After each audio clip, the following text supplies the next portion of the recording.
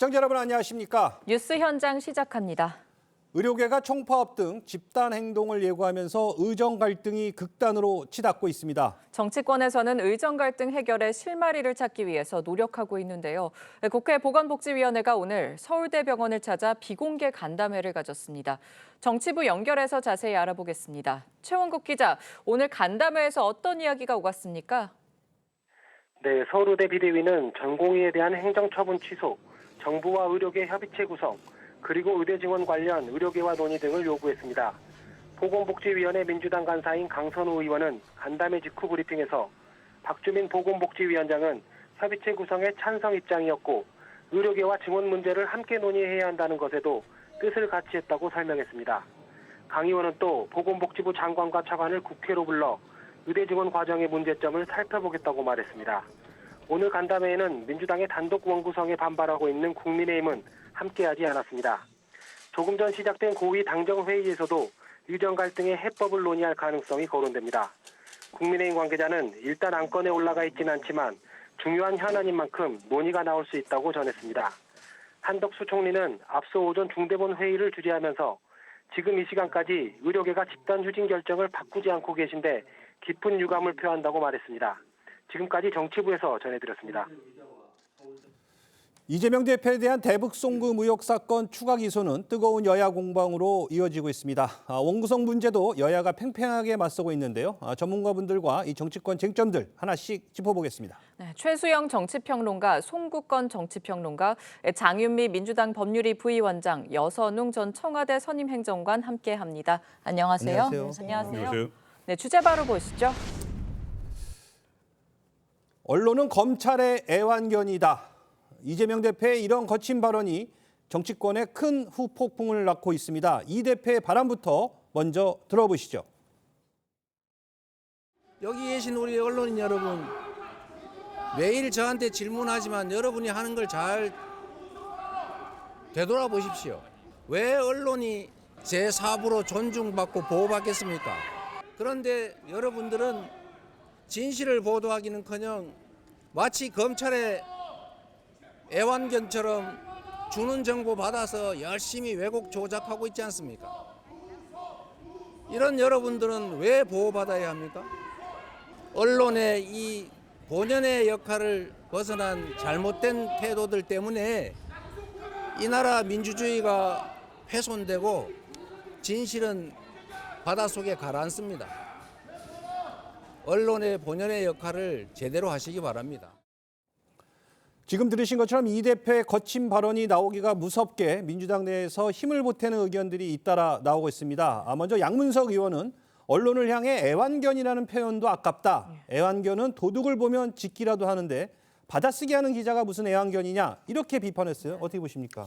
먼저 이재명 대표 애완견 발언부터 보면은 그 제1야당의 대표죠. 예. 그리고 대통령 선거까지 출마했습니다.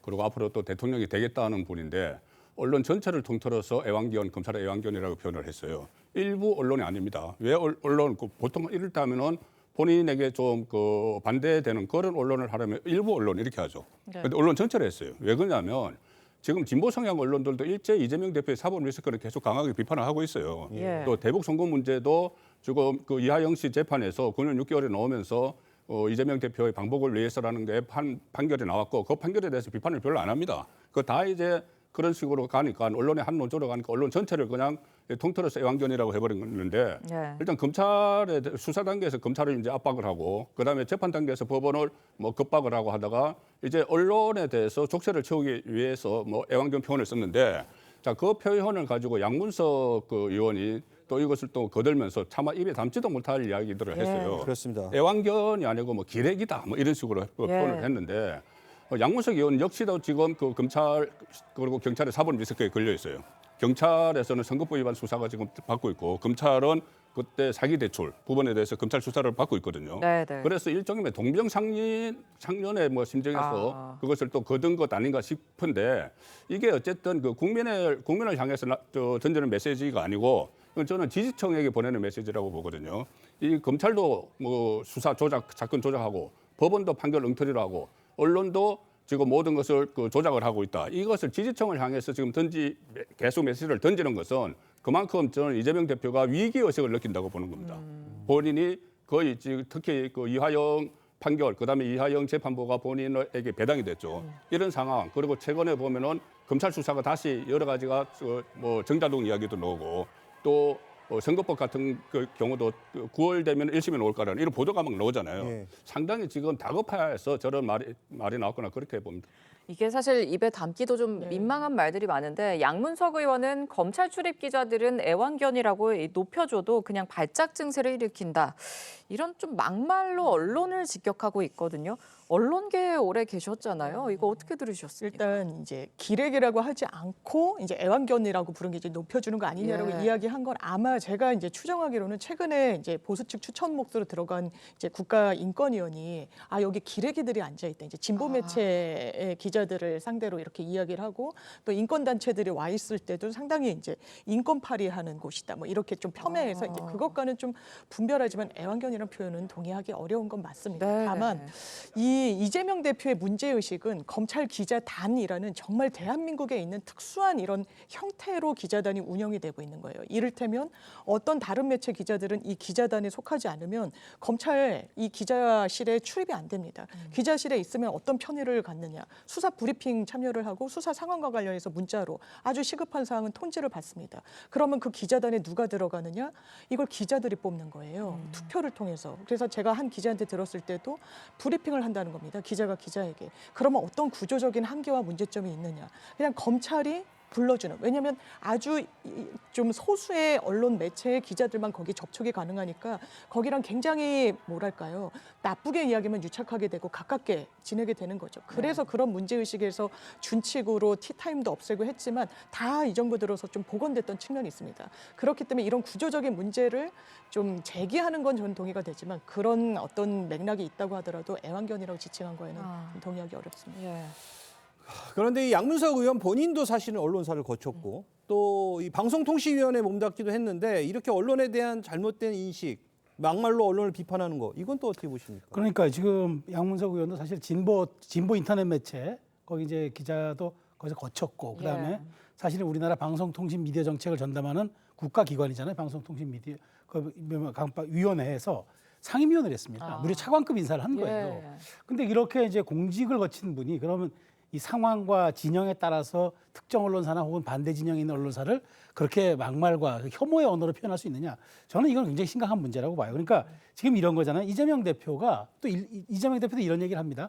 지금 이렇게 언론에 대해 탓을 하면서도 또 언론에 대한 또 인용 보도도 또 꺼냅니다. 그러니까 왜 이런 보도에 대해서는 당신들은 또 추가 취재를 하지 않느냐 얘기합니다. 유리할 때는 또 보도를 인용하고 불리한 건 또 배척하고 이런 식으로 선별적으로 대응하는 거 이거는 저는 정말 동의하기 어려운 부분들인데 지금 저도 보기에는 지금 이재명 대표의 조급증과 다급성이 어떤 이런 문제를 만들지만 그렇다고 해서 양문석 의원이 지금 국회에 등원하자마자 징벌적 언론 손해배상제를 지금 입법화해가지고 이걸 지금 통과시키겠다는 거거든요. 이게 21대 국회 때 그 당시 더불어민주당이 추진하다가 국제 여론에도 밀렸고 국내 여론도 밀려서 포기했던 그 법안입니다. 드디어 재갈을 물려서 반대 진영의 언론에 대해서는 이제 돈으로 이제 여기 손을 보겠다고 하는 건데 과연 얼만큼 동의받을 수 있는지 저는 의문이지만 일단 양문석 의원은 이게 이해 충돌이에요. 본인이 지금 조사를 받고 있고 수사를 받아야 될 상황에서 이렇게 언론을 겁박하는 행태는 본인의 어떤 그런 여러 가지 유불리를 따지는 듯한 행태로 비칠 수 있어서 매우 저는 부적절하다 이렇게 말씀드리겠습니다. 네, 그런데 양문석 의원은 총선 기간에 잠원동 아파트를 매입하는 과정에서 당시 대학생 딸 명의로 사업자 대출을 받았다는 의혹을 받았었습니다. 사실 이때부터 양 의원은 좀 언론 탓을 계속 해왔었어요. 양문석 의원 같은 경우에는 본인이 이제 방송계, 그러니까 언론계에 몸을 담았었고 방통위원도 했었고 그래서 언론을 가장 잘 아는 정치인이다 뭐 이런 생각을 하시는 것 같아요. 그러면서 자기가 이제 그 언론 그 방통위원 시절에도 계속 언론개혁 관련해 가지고 이야기를 해서 오히려 잘 알면 이러면 안 되는 거 아닌가 싶기는 그렇죠. 한데요. 근데 본인은 그거를 지금 오히려 활용해서 내가 그 예전에 이 언론계에 몸을 담았을 때 뭐 개혁적인 이런 활동을 해서 보수 언론들로부터 공격받고 있다 이런 프레임을 전환을 이제 시도한 거죠. 그러면서 뭐 총선 기간에도 뭐 물론 이제 본인이 그 본인과 관련된 불법 대출이나 그러니까 뭐 사기 대출이라고 이제 검찰 측은 예. 이야기하고 있는데 불법 사기 대출 관련해서 이게 언론의 공격이 프레임이다. 본인은 잘못한 게 없다. 그러니까 이런 식으로 어떻게 보면 약간 그걸로 약간 좀 호도하는 측면이 없지 않아 있거든요. 그러니까 이번에도 이재명 대표가 어쨌든 저도 그 장민희 변호사 말씀처럼 이렇게 동의하기 어려운 표현들을 했는데 예. 그런 표현들을 하니까 오히려 이제 양문석 의원 같은 경우 잘 됐다. 자기가 언론계 관련해 가지고 이야기를 목소리를 많이 내는데 이 틈을 타서 이제 계속 이제 더 강경한 이런 목소리를 내는 것으로 이제 보입니다. 사실 근데 그러한 뭐 양문석 의원의 그런 행동들이 전혀 저는 민주당한테 전혀 도움이 되지 않는다. 그런 생각을 가지고 있습니다. 예. 그런데 또 이 양문석 의원은 이 아파트를 10억 원 싼 공시가 가격으로 신고해서 지금 수억 원의 재산 축소 신고 의혹 이것도 받고 있잖아요. 그렇습니다. 왜냐하면 이 총선 과정 중에 재산 신고를 공직자로서 해야 되는 부분이 있는데 본인이 매입했던 그 잠원동 아파트 가격이 실거래가는 한 31억이었습니다. 예. 그리고 공시지가가 한 21억 정도였는데 이 공직자 윤리와 관련한 시행령 규정을 보면 둘 중에 더 비싼 가격을 신고하게 돼 있습니다. 그러니까 공시가와 뭐 맞습니다. 현재가가 있을 때 비싼 가격을 네. 신고해야 된다. 근데 보통은 이 실거래가가 이제 공시지가보단 비싸기 때문에 그 가격을 이제 그 재산으로 이제 신고를 했어야 되는데 결과적으로 10억 원 정도가 누락이 된 셈이 됐기 때문에 이 부분이 공직선거법상 허위사실 공표로 지금 경찰이 들여다보고 있는 상황입니다. 잠깐 언급해 주셨지만 이달 중에 소환 조사가 시작되는 거죠? 네, 그건 선거법 위반, 허위사실 공표 선거법 위반이 이달 중에 소환이 예. 되고 지금 두 갈래 수사예요. 하나는 그 사기 대출 부분은 검찰에서 수사를 하고 있고 예. 경찰에서 하는 것은 선거법 위반인데 아시다시피 선거법 위반은 공소시효가 6개월밖에 안 돼요. 네. 근데 선거 끝난 지 벌써 2달이 넘었지 않습니까? 그렇죠. 그러면 신속하게 수사를 해야 되니 곧 그 어떤 강제 수사에 이제 들어갈 거고 소환도 할 거고 그런데 그 저희들이 그 관전 포인트가 되는 것이 지켜봐야 될 것이 네. 이게 공소시효 6개월 이후에 그 재판도 예. 633으로 끝나게 돼 있어요. 1심이 6개월, 2심이 3개월, 3심이 3개월, 1년 안에 다 끝나게 돼 있잖아요. 그런데 강제 규정이면서 처벌 규정은 없는 거예요. 그렇기 때문에 지금 이재명 대표 선거법 수사가 아직 재판이 아직도 1심을 하고 있습니다. 2년 가까이 다 돼가는데 네. 이 상황에서 지금 조희대 그 대법원장은 재판 지연을 하지 말라는 그 메시지를 계속 보내고 있거든요. 그래서 앞으로 양문석 그 의원을 비롯해서 한 30몇 명이 지금 선거법으로 기소가 될 위기에 처했는데 이것을 어떻게 정말 법에 규정된 대로 신속하게 6개월 이내에는 기소를 해야 되고 그걸 633으로 계속 처리를 하는지 그 부분을 지켜봐야 되는 거죠. 그런데 양문석 의원도 그 중에 한 명이기 때문에 본인도 상당히 지금 조급한 심경일 거예요. 예. 조급한 심경에서 이 검찰을 공격을 하는데 한몫 거들었다 뭐 그런 측면도 있겠죠.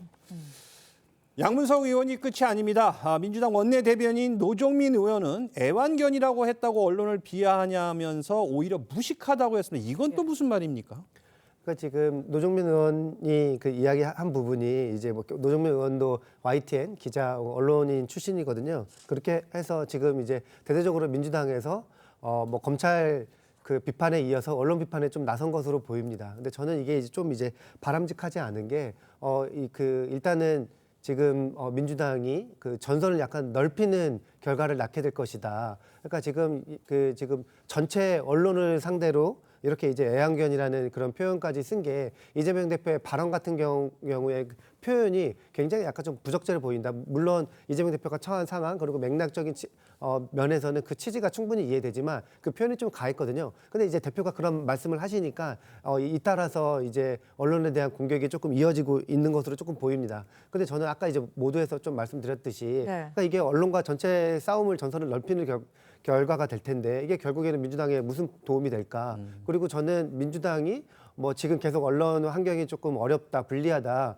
이런 환경 속에서도 총선에서 대승을 거뒀거든요. 그래서 저는 굳이 연장 탓을 할 필요가 없다. 저는 이 환경을 어쨌든 이것도 변수로 받아들이고 그냥 이제 극복하면 될 문제지 언론과 대대적으로 전선을 넓혀서 싸울 필요가 있는 게 무슨 도움이 될까 이런 생각을 가집니다. 자, 이 노종면 의원 같은 경우에 이분도 또 그 언론사 출신이잖아요. 그렇죠. 예, YTN 기자 출신. 예. 예. 그러니까 지금 언론인 출신들이 어떤 이 논리를 가지고 이제 반박을 해야 되는데 만약에 반박을 하려면은 가령 예를 들어서 이런 것이죠. 이재명 대표가 이것 애완견이라고 한 이유가 두 가지 예를 들었잖아요.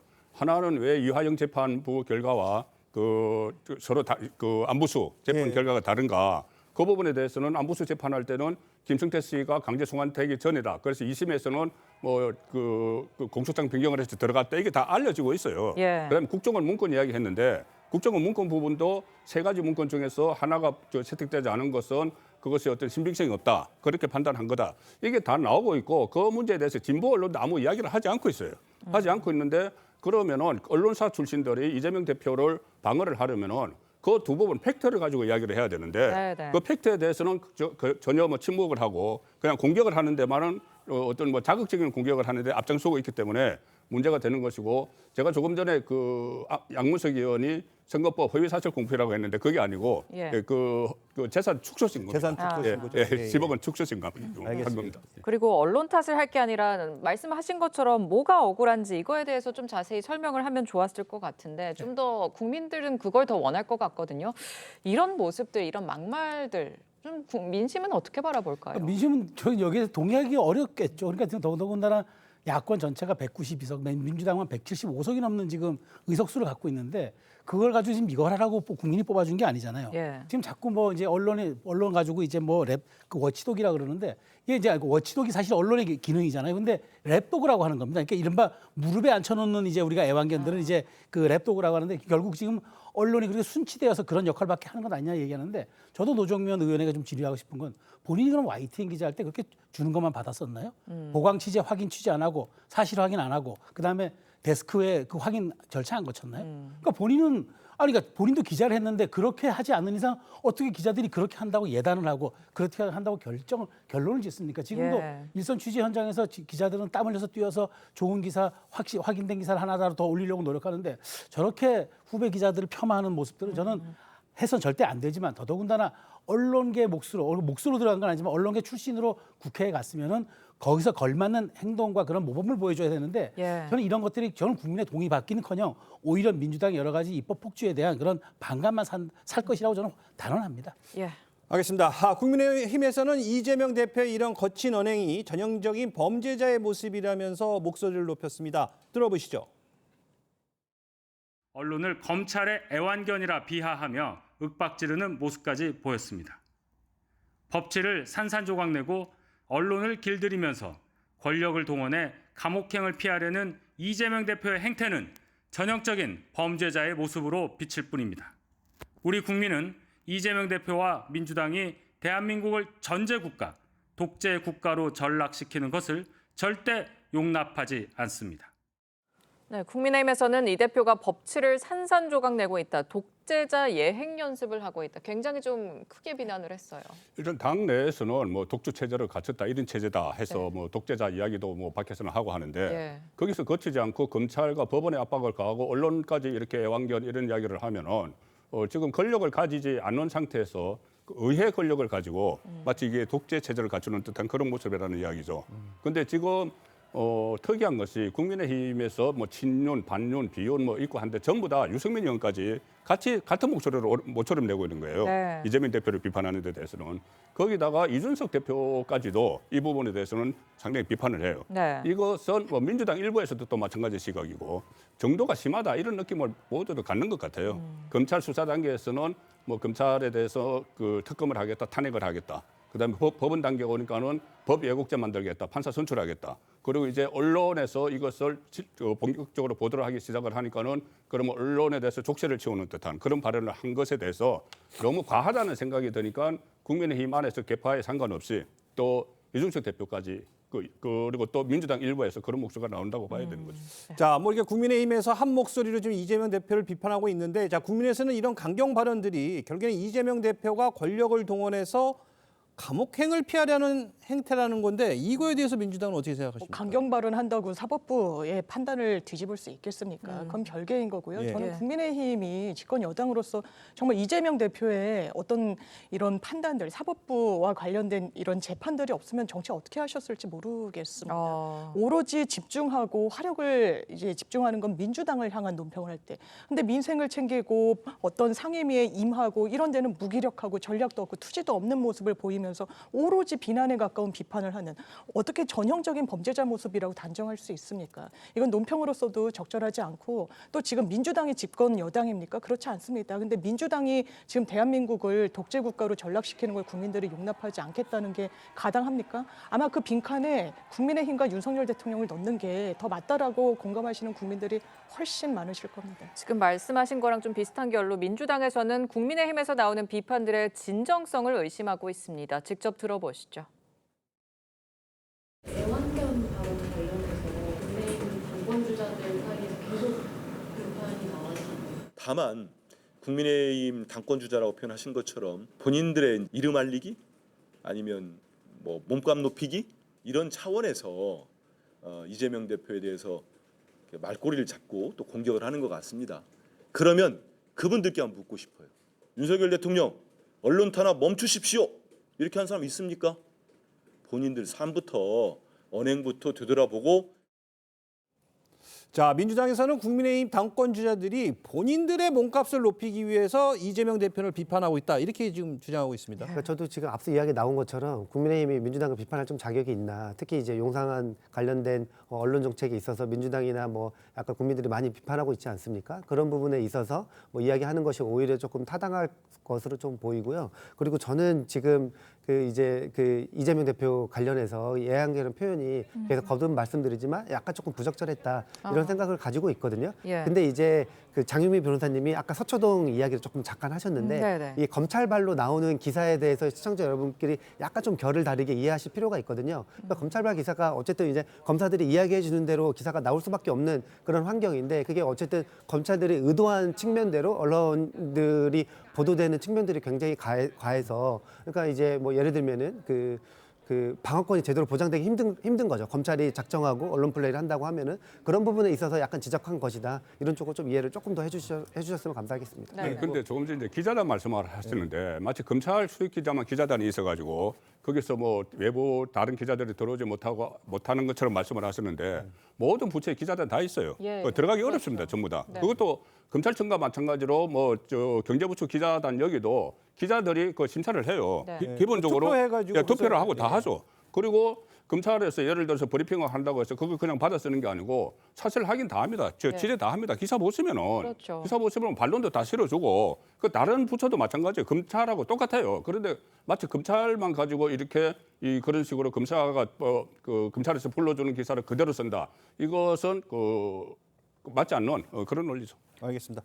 자, 뭐 기자단은 사실 뭐 이게 뭐 이 윤석열 정부 때 있는 게 아니라 예전부터 존재했던 거예요. 물론 이제 아까 말씀하신 대로 거기에 대한 뭐 좀 잘못된 좀 보완할 점이 필요하지만 계속 유지돼 왔던 건데 왜 유독 갑자기 네. 지금 이 시점에 와서 그 기자를 비판하는 걸 한 좀 말씀만 드리자면 예. 이게 대한민국의 거의 유일한 기자단 체제입니다. 기자가 기자를 그 출입처에 들일지 말지를 판단한다는 게 그게 말이 되는 건가요? 그래서 그런 문제의식 속에서 국회 같은 경우에는 기자단 같은 게 없어진 거지. 지금 1,000명이 넘는 기자들이 또 출입을 하게 된 것도 이런 배경이 있는 건데 예. 그거는 기본적으로 언론을 사실상 받아쓰게 하는 주체로 인식하는 과거의 어떤 그런 뭐 좋지 않은 관행들이 이어지고 있는 것이지 이게 선진적인 제도라고 평가할 수는 없을 것 같습니다. 한 말씀만 드리면 네. 저는 이제 기자 그 정치부 기자를 오래 했기 때문에 예. 가령 예를 들어서 국회에도 그전에 기자단이 있었어요. 예. 기자단이 있었는데 지금은 기자단은 공식적으로 없지만은 상시 출입 기자가 따로 있고 그다음에 모든 기자들을 전부 다 출입을 하게 할 수가 없으니까 브리핑만 갈 수 있는 비정기적인 기자가 따로 있고 예. 상시 출입 기자들 결국은 기자단인 거예요. 그리고 그 부분은 뭐 용산 대통령실도 마찬가지예요. 정식 기자단이 있고 그냥 출입을 하는 기자단이 있는 것이고 검찰도 마찬가지예요. 검찰에 아마 이 출입 신청을 하면은 보도 자료 같은 건 줄 겁니다. 지금 출입은 안 되지만은 그런데 마치 뭐 검찰만 그렇게 이 어떤 특별한 것처럼 하는 것은 저는 제가 경험한 바로는 그건 아니라고 봅니다. 알겠습니다. 네, 저희가 기자단 문제까지 지금 짚어보게 됐는데 이재명 대표의 추가 기소 폭풍 국회로도 이제 번지고 있습니다. 민주당 법사위가 이재명 대표 방탄에 나섰다는 지적이 나오는데 직접 상황 함께 보시죠. 이화영 부지사에 대한 그 수원지법 형사처 11구의 판결이 편견과 또 반상식으로 가득 차 있다는 자신이 없어서인지 9개월 동안 기소를 못하고 있다가 1심 판결에 힘을 얻어서 자신 있게 기소를 했습니다. 그래서 저는 바로 이런 부당한 그 결과를 가져왔다고. 검찰은 수원지방법원에서 유죄 판결이 선고되자 이 사건에 대해 수원지방법원을 골라서 일부러 이재명 대표를 기소한 것이고 이것은 검찰의 재판부 쇼핑이라고 생각하는데 자, 보신 것처럼 지금 박균택 의원과 이건태 의원은 이재명 대표의 여러 수사들을 변호했던 이 대표 측근들입니다. 근데 이 법사위에서 지금 이재명 대표와 관련된 기소에 대해서 질의를 하고 있어요. 네. 자, 이 부분에 이 상황에 대해서 어떻게 생각하십니까? 저렇게 하기 위해서 민주당에서 그렇게 법사위의 이른바 대장동 출신 변호사들 등등을 포진시키려 노력했나 하는 저는 그런 생각이 들었어요. 그렇지 않고서야 지금 국회가 개원하자마자 이재명 대표에 대한 어떤 그 호위무사적인 역할을 하는 저렇게 그 발언들 하는 거 저것도 광범위하게 보면 이해 충돌 아닌가요? 저는 이재명 대표의 변호인단 출신들이 국회 법사위원장에 앉아서 국민의 선출된 권력이라는 그 미명 아래 이재명 대표에게 마음껏 그 도와줄 수 있는 것으로 질의하고 그다음에 이재명 대표를 수사하는 검찰을 압박하는 저런 발언들을 거리낌 없이 쏟아낼 수 있다는 거. 저게 바로 공적 지위를 활용해서 사적 이익을 취하는 것과 무엇이 다르겠습니까?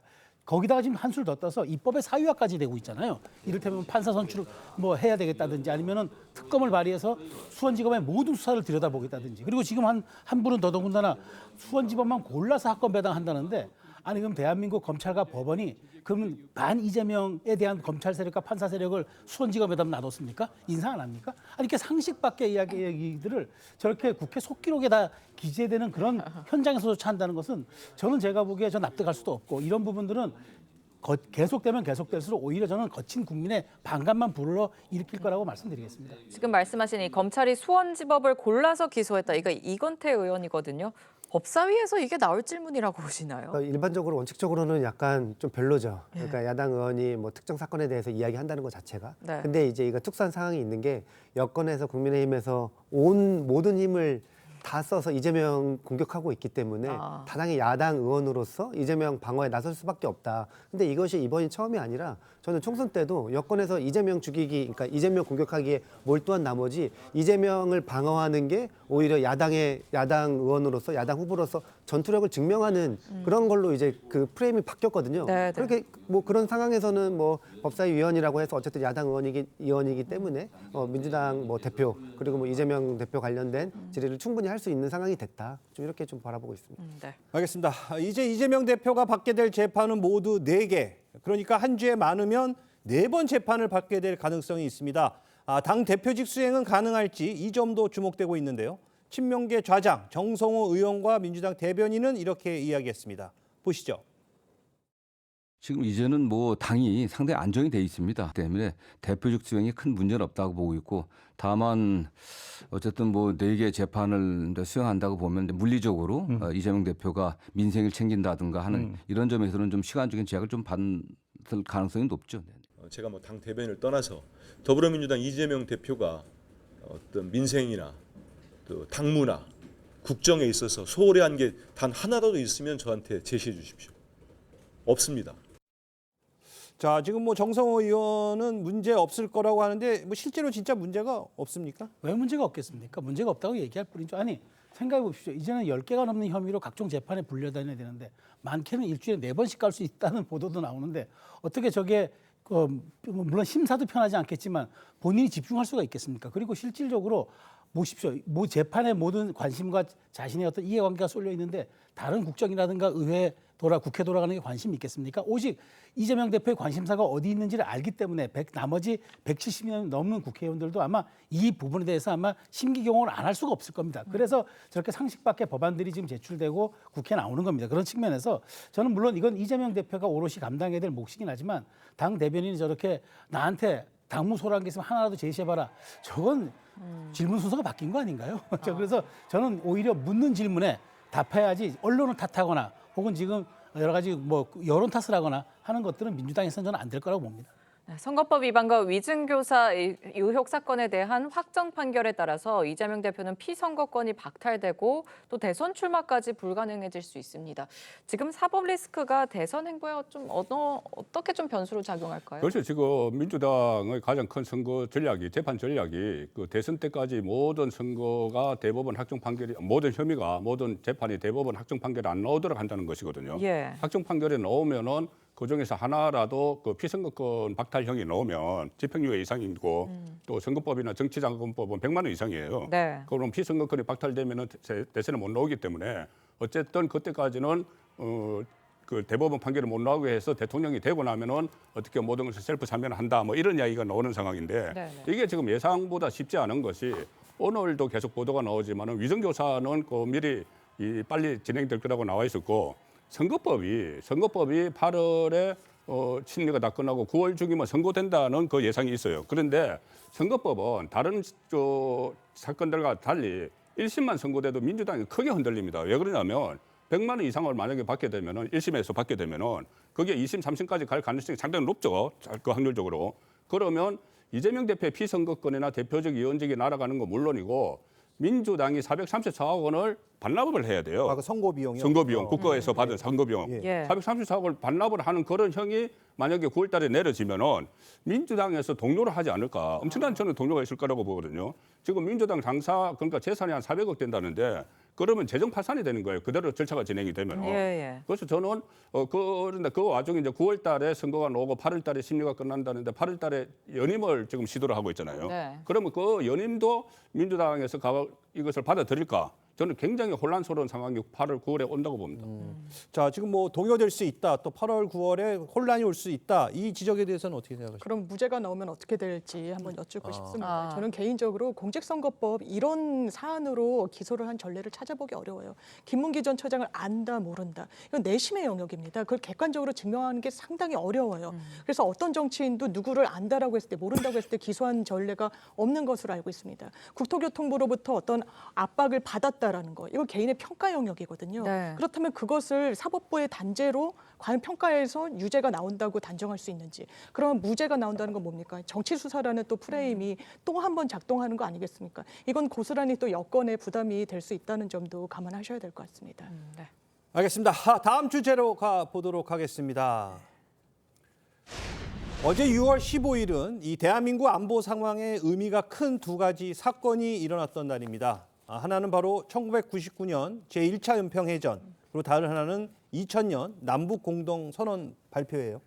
그러니까 그때 김대중 정부 시절이었죠. 네. 김대중 정부 시절에 저도 그때 청와대를 출입을 하고 있었는데 1999년에 연평해전이 처음으로 벌어졌고 그때 그 NLL을 넘어왔죠. 네. 넘어와서 또 영해를 침범해서 북한 함정 10척을 우리가 이제 그 파괴를 하고 했는데 그때 상당히 이제 긴장 관계가 조성이 됐다가 김대중 대통령이 당시 대통령이 그 햇볕 정책을 본격적으로 추진하면서 2020년에 결국은 가서 남북 공동선언이 나왔어요. 그 1년 만에 상당히 이 분위기가 상당히 전환이 됐는데 이제 그 상황 같은 날에 벌어진 그 상황을 놓고 지금 오늘에 와서는 이 보수 진영과 진보 진영이 완전히 이제 대척점을 이루는 한쪽에서는 연평해전에 대해서 연평해전 승리를 자축을 하는 분위기고 한쪽에서는 공동성명을 가지고 왜 이것을 지금까지 이어오지 않느냐고 여당을 비난을 하는 그런 지금 또 양극화가 돼 있는 그 상황을 오늘 맞게 된 거죠. 네, 이런 날 이재명 대표가 김대중 대통령의 정신이 필요하다며 싸워서 이기는 것은 하책이다. 윤석열 정부의 대북 정책을 좀 비판하고 나섰어요. 이건 좀 어떤 의도가 있다고 보세요? 그러니까 민주당의 전통적으로 민주당의 이제 당권을 차지하고 있는 그런 이제 지도자들은 햇볕 정책을 계승한다라는 그 진보 정당의 어떤 그런 말하자면 리더십의 그 축이 있기 때문에 여기에 네. 대해서는 우호적으로 감싸죠. 근데 그 싸워서 이기는 건 하책 맞습니다. 굳이 싸워서 이겨서 우리가 승리를 거둔다면 그 대가를 지불해야 되기 때문에 하책이죠. 안 싸우고 이기는 게 가장 좋습니다. 그러나 그 누가 그렇게 손쉬운 선택 안 하고 싶겠습니까? 그래서 않죠. 군사격언에 이런 말이 있습니다. 평화를 진짜 원하거든 전쟁을 준비하라. 우리가 우리를 보호할 수 있는 태세를 완벽히 갖췄을 때만이 평화가 담보되는 거 아니겠습니까? 그런 측면에서 야당의 지도자, 특히나 다음 대선에 나올 지도자라면은 이런 유의 이야기를 하면서 국민적인 마음을 사야 되는데 무조건 윤석열 정부의 대북 정책이 잘못됐다? 그러면 문재인 정부의 5년 대북 정책이 지금의 어떤 참담한 결과를 낳은지도 야당 대표로서 알 거 아닙니까? 지금은 북의 핵의 고도화와 대한민국을 주적, 교전국으로 칭해서 완전히 벽을 쌓겠다고는 이 상황을 초래한 사람은 누굽니까? 그리고 9.19 남북구사 협의가 형해화된 것은 누구 책임입니까? 이런 것에 대한 원인 분석과 성찰 없이 무조건 윤석열 정부는 호전적이다라고 이렇게 비판하는 거 저는 납득이 되지도 않을 뿐더러 차기 지도자가 될 사람이라면 이런 부분에 대한 확실한 안보관을 해주는 게 오히려 전 이재명 대표에게 그게 필요할 것이다라고 말씀드리고 싶습니다. 알겠습니다. 이재명 대표는 강경 대응을 고집하면 피해가 주민들에게 돌아갈 것이다 이렇게 얘기를 했습니다. 자, 실제로 강경 대응하면 이 접경지대 주민들은 상당히 좀 불안할 것 같아요. 네, 맞습니다. 그러니까 대북 전단 이렇게 날리려고 남한의 민간 측에서 날리려고 할 때 접경 지역에 있는 주민들은 날리지 말라 이런 이야기를 한다는 거예요. 뭐 직접적으로 북한의 이제 군사 도발에 대해서 피해가 올 수도 있고 이렇기 때문에 이제 주민들은 이제 조금 반대를 하고 있는데요. 저는 이제 이른바 이제 안보 이슈 관련해서 이런 생각을 가지고 있는데, 그러니까 결국에 이것도 약간 의정 갈등이랑 좀 비슷하게 저도 개인적으로 의료개혁 찬성하지만 이게 오래돼 가지고 하면서 국민들이 불안해하거든요. 그러니까 북한 관련된 뭐 지금 윤석열 정부의 뭐 여러 가지 기존한 태도에 대해서 많은 국민들이 찬성할 수도 있어요. 근데 이게 오래되거나 북한에서 계속 이제 남쪽으로 계속 이제 오물풍선을 내보내고 있잖아요. 여기 관련해서 계속 이제 실제적으로 인명피해라든지 계속 피해가 생기고 뭐 약간 좀 불안감이 올라간다고 하면은 의정 갈등이랑 비슷하게 정부가 이거 너무 관리 못하는 거 아니야? 이런 생각이 들 수 있거든요. 그러면 그랬을 때 약간 이 문제를 북한 문제를 약간 이념적으로 무조건 바라볼 것이 아니라 약간 실용적으로 바라봐야 된다. 그 실용적인 게 뭐냐? 저는 이재명 대표가 이야기한 어떻게 보면 약간 유화책, 어떻게 보면 약간은 조금 뭐 이렇게 협상하고 이런 게 이제 실용적인 정책이라고 보거든요. 그러니까 이런 문제도 결국에는 나중에 보면은 이거 너무 세게 강경하게 나가면은 국민들이 싫어할 거다. 저는 이런 생각을 가지고 있습니다. 지금 말씀하신 것처럼 이재명 대표는 최근 싸울 필요가 없는 것이 안보다 대북 유화 정책을 강조하고 있습니다. 직접 들어보시죠. 정부에 거듭 촉구합니다. 남북 모두가 공멸의 길로 갈 수 있는 유치한 치킨 게임을 중단해야 합니다. 긴장 해소를 위해서 긴급하게 남북 당국 회담도 역시 고려할 필요가 있습니다. 싸워서 이기는 거 중요합니다. 그러나 싸우지 않고 이기는 것이 더 유능한 안보입니다. 그리고 진정한 안보는 싸울 필요가 없게 만드는 것입니다. 자, 이재명 대표 주장대로 북한을 향해 우리가 유화 정책을 취하는 것이 결국에는 안보의 답이다. 이렇게 생각하십니까? 싸우는 것이 가장 하책은 맞죠. 그런데 안 싸우려면 어떻게 해야 되는가? 이제 이재명 대표는 대화를 통해서 해야 된다는 것이고 윤석열 대통령은 힘에 의한 우위를 이야기를 했잖아요.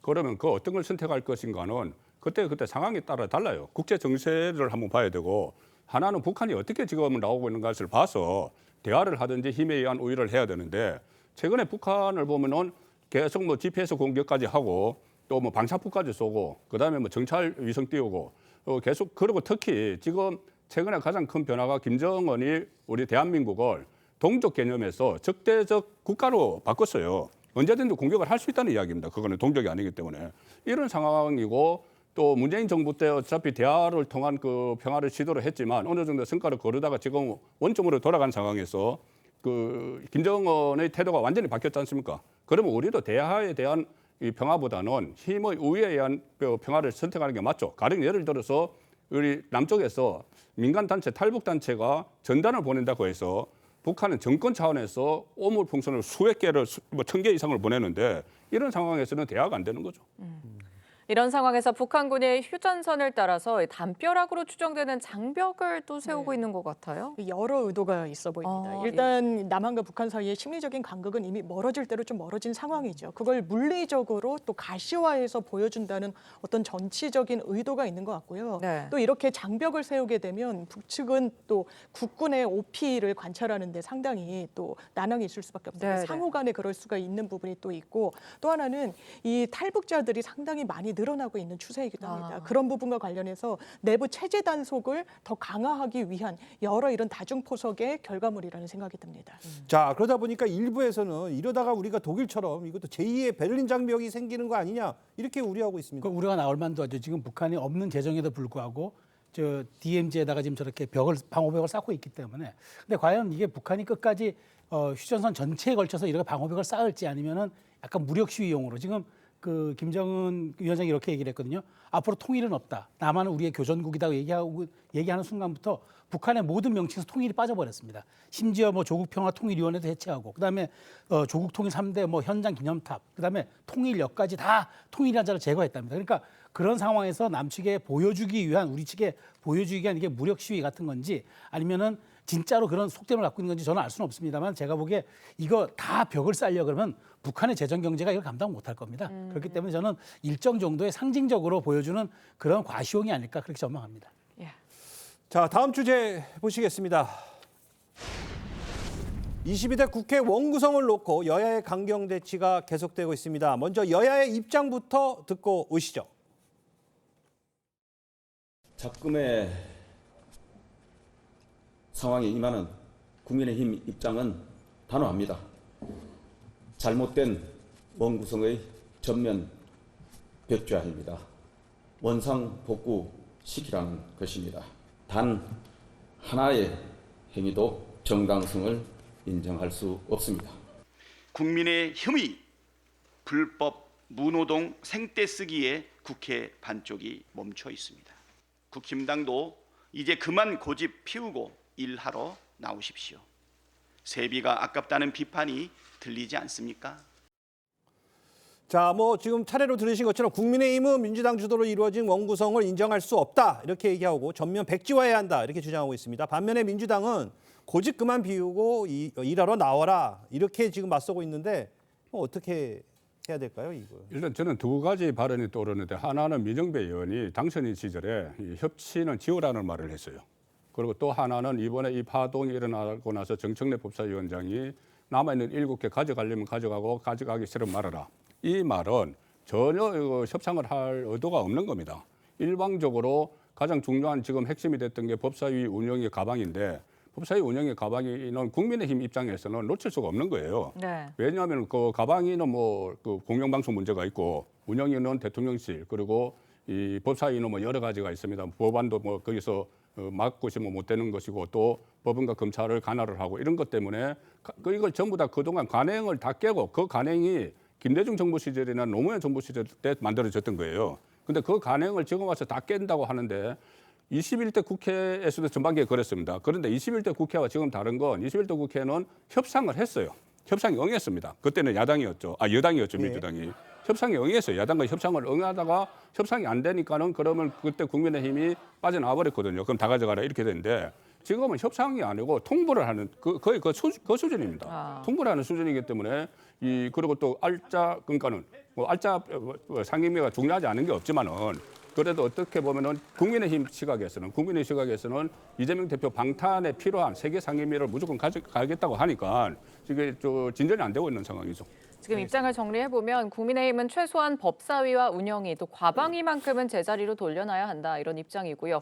민주당은 남은 7개 상임위원장을 여당이 받지 않을 경우 단독으로 원구성에 마침표를 찍겠다 이렇게 맞서고 있습니다. 민주당이 지금 원구성을 좀 빨리 마무리하자고 했는데 압박을 하고 하니까 또 여당은 공개 토론하자 또 이렇게 맞불을 하고 있거든요. 어떻게 보십니까, 이 상황? 저는 여당의 상황이 약간 좀 답답해 보여요. 약간 무기력해 보이고. 그러니까 예를 들면은 이번에 국회 내에서는 어쨌든 지금 민주당에 비해서 소수 정당이니까 방법이 없지 않습니까? 네. 그렇다고 하면은 예를 들면은 특위를 만든다고 하는데 국민의힘이 대국민 뭔가 여론전에 나서가지고 전국을 순회한다던가 그런 거라도 해야 되는 거 아닌가요? 국회 안에서는 뭔가 전략을 포기했다고 하면은 근데 이제 바깥에서 그런 대국민 여론전도 없고 그러니까 안에서 나오는 게 웰빙 정당으로 다시 돌아간 거냐 너무 무기력해 보인다 이런 비판이 나올 수밖에 없는 것 같아요. 그러니까 예를 들면은 지금 민주당 같은 경우에는 법사위나 운영위 같은 경우에는 절대 양보를 못할 것 같아요. 만약에 법사위나 운영위를 양보하거나 다시 이거를 다시 원점으로 되돌려 놓는다고 하면은 박찬대 원내대표 그냥 그만둬야 됩니다. 그러니까 민주당의 상황은 그렇습니다. 근데 어쨌든 민주당의 상황은 그걸 그냥 상수로 두고 국민의힘은 어떤 전략을 펼칠 것이냐. 그럼 지금 전략이 없어 보여요. 그러니까 너무 무기력해 보인다. 이게 집권 여당이 맞나 이런 생각이 듭니다. 민주당의 입법 공세는 그야말로 거셉니다. 법사위와 과방위 전체회의를 단독으로 열어 해병 특검법 또 방송 3법에 대한 심사를 강행했습니다. 또 여기에 2특검 4국조 대응 카드도 꺼냈는데요. 자, 민주당의 이 같은 움직임 어떻게 보십니까? 예상되었고 그다음에 앞으로 저는 멈추지 않을 거라고 보는데 그래서 저는 민주당이 그렇습니다. 사실 원래 우리가 14대 국회 이후에 21대 국회까지 국회가 개원되고 나서 원구성까지 약 평균 45일의 시간이 걸린 것은 양쪽이 서로 관용과 존중이라는 입장 아래 여야가 서로 바뀔 수 있고 공수가 언제 교대될 수 있기 때문에 우리가 그럼 최대한의 우리가 서로 어떤 그런 자제를 통해서 우리가 제도적 자제를 통해서 국회를 정상화시키자. 그래서 45일이 걸렸는데 민주당은 무조건 국회법에 적시된 대로 하겠다는 겁니다. 딱 모든 것은 2주 안에 끝내겠다는 이 속도전인데 생각해 보십시오. 국회가 법의 공간입니까? 국회는 정치의 공간입니다. 그렇기 때문에 모든 것을 법대로 하자 민주당의 주장이 설득력을 이룰 수밖에 없고 더더군다나 국민의힘 같은 경우에는 지금 여당인데 아무것도 못하고 있는 소수 여당 아닙니까? 그렇다면 최소한의 저는 제도적 자제를 베풀어줄 필요가 있다. 우리가 일종의 관행이라는 것도 관습법입니다. 관행이 관행으로 존치될 때는 그만한 이유가 있는 거거든요. 민주당이 이런 식으로 말만 뭐 그냥 빨리 들어오라는 얘기, 그다음에 하나도 양보하지 않겠다는 얘기, 저는 이거는 극한 대립으로 끌고 가는 건데 그건 이런 추가 협상도 쉽지는 않겠지만 저는 이런 식의 것도 상당히 역풍이 불 거로 봅니다. 네, 다음 주제도 짚어보겠습니다. 이번엔 국민의힘 전당대회 상황도 짚어보겠습니다.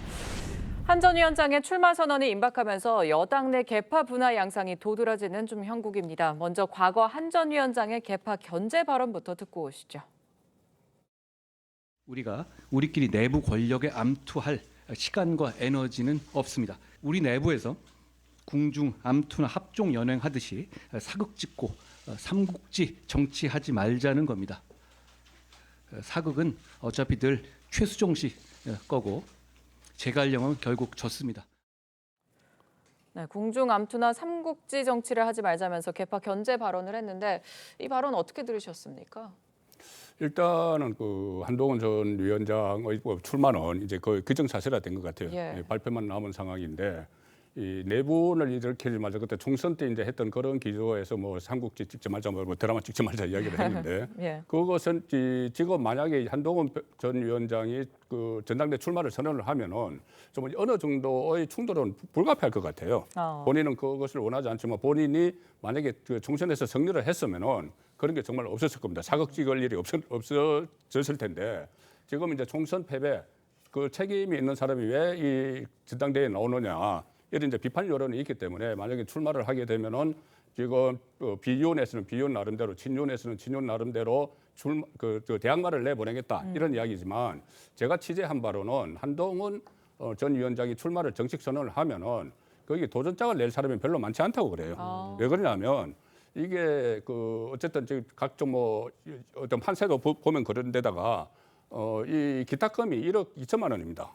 기탁금 1억 2천만 원, 예비선거 4천만 원, 본 경선 5천만 원, 8천만 원, 1억 2천만 원 기탁금이 있는데 일반 다른 선거는 기탁금을 내면은 어느 정도 득표하면 반납하잖아요. 네네. 같이 가져오는데 보존받죠. 이건 아니에요. 이건 선거 비용으로 쓰기 때문에. 그래서 제가 이제 들은 바로는 그래서 흥행이 안 될 것 같아서 황우여 비대위원장이 부대표 이야기한 것도 흥행이 안 될 것 같아서 부대표직을 제안을 한 것 아닌가 그런 말을 들었기 때문에 아마 이 출마를 선언을 하고 나면은 좀 교통 정리가 어느 정도 될 것 같습니다. 물론 뭐 전혀 안 나오진 않겠지만은 그때는 구도가 좀 단순해질 가능성이 있어요. 자, 이렇게 지금 한 전 위원장의 출마 선언이 임박해지자 친윤 중진인 김기현 의원이요. 한 전 위원장이 화두로 던진 이 지구당 부활과 2조 심판이 결국엔 민생과는 거리가 먼 여의도 정치다 이렇게 직격을 했고요. 또 나경원 의원은 지난 13일 싸움의 전장, 정치의 전장이 국회 중심이다 보니 원외 당대표의 경우에는 여러 어려움이 있을 것이다 이렇게 지적을 하면서 비윤계는 결국에는 총선 책임론과 함께 또 이 원외 인사라는 점을 겨냥하면서 결국에는 한동훈 때리기 아니냐 이런 얘기가 나오고 있거든요. 직전에 이준석 대표도 원외위원장이었고 그 직전에 황교안 대표도 원외위원장이었습니다. 원외위원장이 당대표 맡은 점은 흔하고요. 아마 이런 것들까지 끌어들어오는 걸로 봐서는 그야말로 좀 한동훈을 견제할 수 있는 명분과 세력이 없기 때문에 이렇게 좀 그 논리를 끌어오는 것 같은데 그럼에도 불구하고 저는 어쨌든 2조 심판은 이제 사라졌겠지만 이제 남은 과제는 한동훈 위원장이 출마할 때 어떤 비전과 가치를 내세울 것이냐. 그러니까 우리가 출마할 때 흔히 이런 얘기 하잖아요. 당원과 국민이 원해서 아니면 지지율이 높아서 이런 뻔한 얘기 나오면 한동훈 위원장도 역풍이 있습니다. 그러니까 어떤 비전과 가치는 나오느냐 이제 그게 주목되는 거지 원해이기 때문에 어렵다. 2조 심판 꺼내면 안 된다. 이런 얘기들로 견제하기엔 조금 많이 커졌습니다. 네, 지금 유력 당권 주자들 대부분이 사실상 비윤계거든요. 그래서 이 친윤계의 표심 방향이 어떻게 될지 좀 주목이 되는데 한 전 위원장의 대항마 누구로 생각하고 있을까요? 일단 뭐 여러 정치인들이 거론은 되는 것 같은데요. 나경원 의원 같은 경우에 일단 윤석열 대통령과 구원을 좀 풀었다. 이철규 의원을 뭐 가교로 해가지고 식사도 하면서 했다라고 하지만 지금 나경원 의원이 전당대회를 출마할지 여부는 다소 불투명해지는 것 같고요. 서울시장 직행설도 지금 나오고 있는 상황이고 또 하나는 그럼 전략적으로 김재원 김재섭 의원을 우리가 밀어주자. 왜냐하면 지금 친윤계의 문제의식은 한동훈 체제를 그대로 두어서는 안 된다라는 것 같습니다. 그러니까 황우엽 위원장이 그럼 2명의 집단 체제. 이거는 한동훈 전 위원장이 당권을 쥐게 되면 견제하면서 우리의 사람도 넣자라는 거 이상도 이하도 아니었던 거거든요. 관철되진 않았지만 이런 맥락에서 지금 김재섭 의원의 어떤 지원설도 이야기가 나오는 것 같습니다.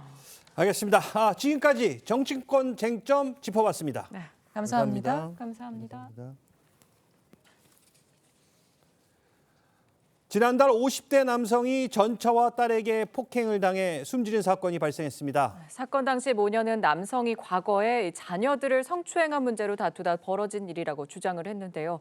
알고 보니 무속 신앙에 빠져 굿비용을 뜯어내려다 벌인 일로 드러났습니다. 이나라 기자의 보도입니다. 한 남성이 다리를 절뚝이며 어디론가 도망칩니다.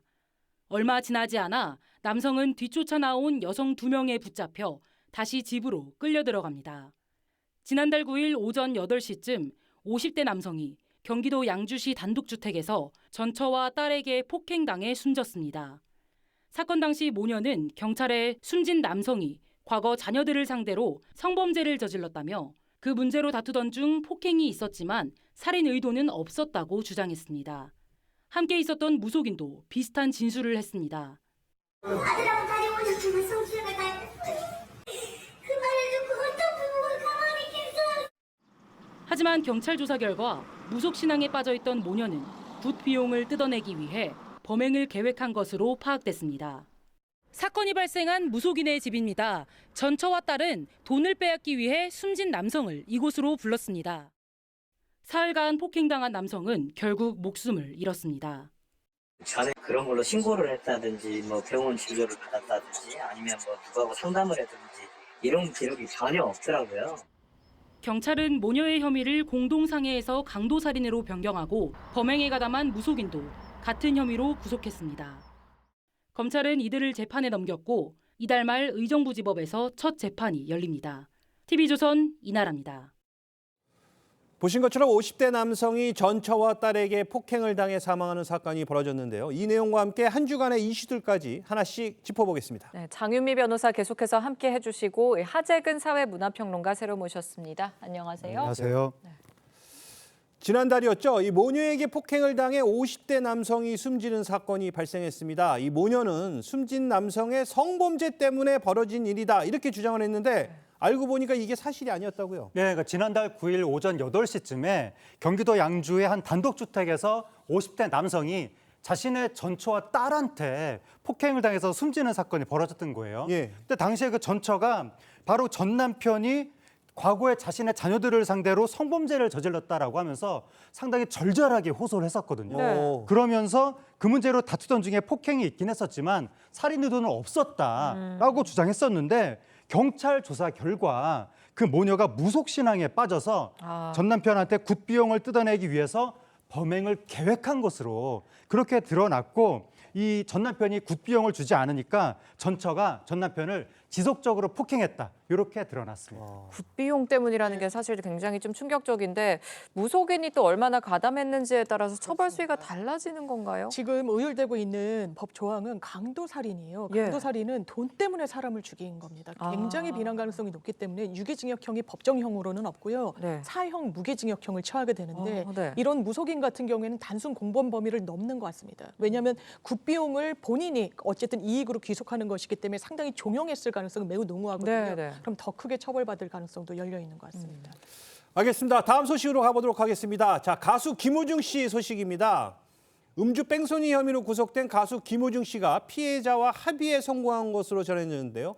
음주 당시 영상과 과거 모습부터 함께 보고 오시죠. 혐의 어떻게 소명하셨습니까? 죄송합니다. 반성하겠습니다. 죄송합니다.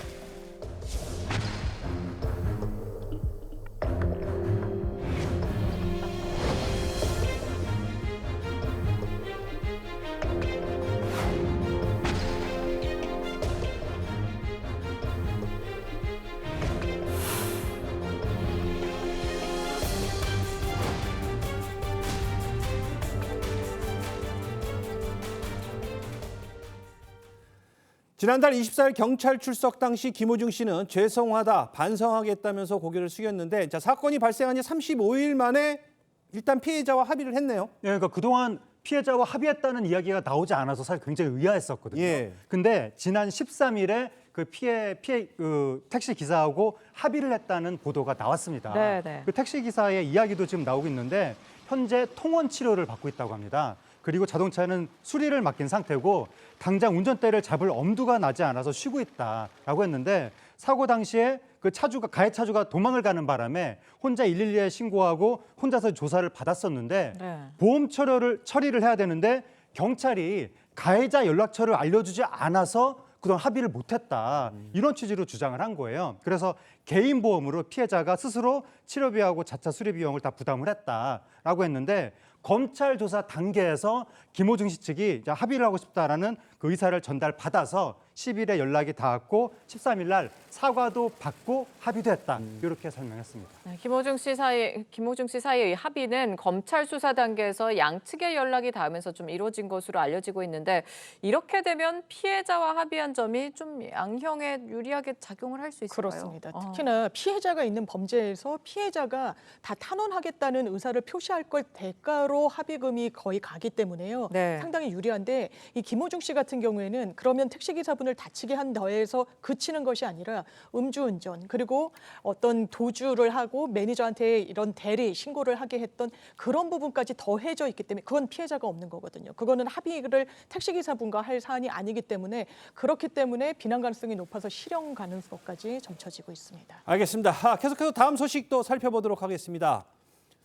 최근에 그 맨발 걷기가 건강에 좋다고 알려지면서 실제로 제 주변에도 많은 분들이 이거 체험하는 분들 계시는데 자, 숲이나 바다 어디든 이 맨발로 걸을 수 있도록 조성된 길이 800곳이 넘을 정도로 이 맨발 걷기가 열풍이라고요. 예, 정말 열풍입니다. 말씀하신 것처럼 전국에 맨발로 걸을 수 있는 길이 800곳이 넘게 지금 조성이 됐고 그리고 맨발 걷기 활성화 관련 조례를 만든 지자체도 지금 120여 개로 불어났다고 합니다. 계속해서 불어나고 있는데 이 열풍의 진원지가 대전 계족산에 있는 황토길이라고 합니다. 그 황토길이 2006년에 만들어졌는데 거기를 시작으로 맨발 걷기 열풍이 전국으로 퍼져나갔습니다.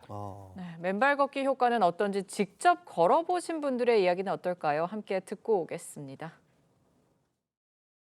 신발 신고 사시면은 에너지가 방전되지만 신발을 벗고 맨발을 걸으시면은 에너지가 계속 충전돼. 그래서 피곤하지가 않아요. 그 첫 번째 효능이 바로 제가 아까 잠을 못 잤다고 그랬잖아요. 예. 꿀잠을 자게 됩니다. 맨발로 하시면은 지압 효과라는 게 또 있어요. 근골격계 전체를 싸고 있는 근육들이 말랑말랑해져요.